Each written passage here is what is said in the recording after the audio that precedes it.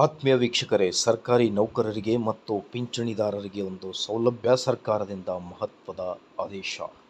ಕರ್ನಾಟಕ ರಾಜ್ಯ ಸರ್ಕಾರಿ ನೌಕರರ ವರ್ಷದ ಮೊದಲನೆಯ ತುಟ್ಟಿ ಭತ್ಯೆ ಜನವರಿ 1ರಿಂದ ಪೂರ್ವಾನ್ವಯವಾಗುವಂತೆ ಮತ್ತು ಪಿಂಚಣಿದಾರರಿಗೆ ತುಟ್ಟಿ ಪರಿಹಾರ.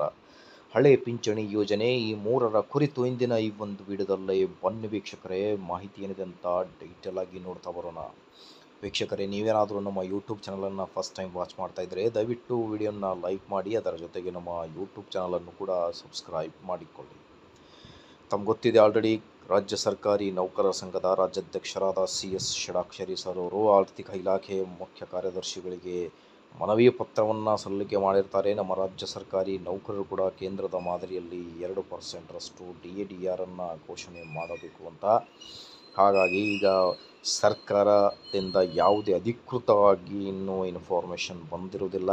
ಅದರ ಜೊತೆಗೆ ಹಳೆ ಪಿಂಚಣಿ ಯೋಜನೆ ಪ್ರಮುಖ ಬೇಡಿಕೆಗಳಲ್ಲಿ ಒಂದಾದ ಬೇಡಿಕೆ. ಈ ಒಂದು ಬೇಡಿಕೆಯ ಕುರಿತು ಸರ್ಕಾರ ಯಾವಾಗ ಆದೇಶ ನೀಡುತ್ತೆ ಅನ್ನೋದರ ಬಗ್ಗೆ ಕಾದು ಕೂತಿದ್ದಾರೆ ಸರ್ಕಾರಿ ನೌಕರರು. ದಿನಾಂಕ 1/12/2025ರಿಂದ ಜಾರಿಗೆ ಬರುವಂತೆ ವಯೋನಿವೃತ್ತಿ ಪ್ರಕರಣಗಳಿಗೆ ಸಂಬಂಧಿಸಿದಂತೆ ಮಹಾಲೇಖಪಾಲರ ಕಚೇರಿಯಲ್ಲಿ ಭೌತಿಕವಾಗಿ ಸಲ್ಲಿಸಿದ ಯಾವುದೇ ಪಿಂಚಣಿ ಪತ್ರಗಳನ್ನು ಸ್ವೀಕರಿಸಲಾಗುವುದಿಲ್ಲ. ಮೇಲೆ ಉಲ್ಲೇಖಿಸಲಾದ ಸರ್ಕಾರಿ ಆದೇಶದಲ್ಲಿನ ಸೂಚನೆಗಳನ್ನು ಅನುಸರಿಸಿ ಸೇವಾವಹಿಯೊಂದಿಗೆ ಭೌತಿಕ ರೂಪದಲ್ಲಿ ಸಲ್ಲಿಸಲಾಗುವ ಪ್ರಸ್ತಾವನೆಗಳನ್ನು ಪರಿಗಣಿಸುವುದಿಲ್ಲ. ನೋಡಿ, ಡೀಟೇಲ್ ಅನ್ನು ಕೊಟ್ಟಿದ್ದಾರೆ ನೋಡಿ. ಮಾಹಿತಿ ಇಷ್ಟದಲ್ಲಿ ಲೈಕ್, ಶೇರ್ ಆ್ಯಂಡ್ ಸಬ್ಸ್ಕ್ರೈಬ್. ಆತ್ಮೀಯ ವೀಕ್ಷಕರೇ, ಸರ್ಕಾರಿ ನೌಕರರಿಗೆ ಮತ್ತು ಪಿಂಚಣಿದಾರರಿಗೆ ಒಂದು ಸೌಲಭ್ಯ ಸರ್ಕಾರದಿಂದ ಮಹತ್ವದ ಆದೇಶ. ಕರ್ನಾಟಕ ರಾಜ್ಯ ಸರ್ಕಾರಿ ನೌಕರರ ವರ್ಷದ ಮೊದಲನೆಯ ತುಟ್ಟಿ ಭತ್ಯೆ ಜನವರಿ 1ರಿಂದ ಪೂರ್ವಾನ್ವಯವಾಗುವಂತೆ ಮತ್ತು ಪಿಂಚಣಿದಾರರಿಗೆ ತುಟ್ಟಿ ಪರಿಹಾರ. ಹಳೆ ಪಿಂಚಣಿ ಯೋಜನೆ ಈ ಮೂರರ ಕುರಿತು ಇಂದಿನ ಈ ಒಂದು ವಿಡಿಯೋದಲ್ಲಿ ಬನ್ನಿ ವೀಕ್ಷಕರೇ, ಮಾಹಿತಿ ಏನಿದೆ ಅಂತ ಡೀಟೇಲ್ ಆಗಿ ನೋಡ್ತಾ ಬರೋಣ.